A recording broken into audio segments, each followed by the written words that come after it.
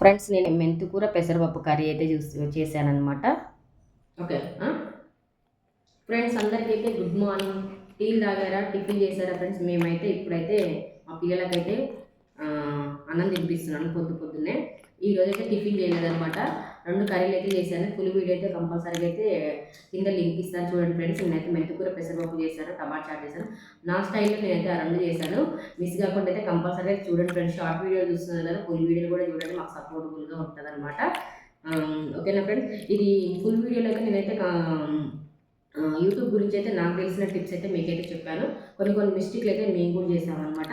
ఆ మిస్టేక్లు అయితే మీరు చేయకుండా ఉండడానికైతే నేనైతే కొన్ని టిప్స్ అయితే చెప్పానన్నమాట.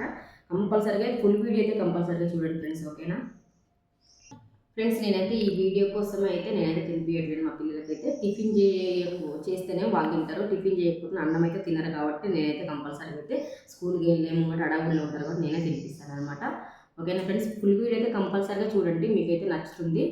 ఉంటాను ఫ్రెండ్స్. బాయ్ మరి అందరికీ.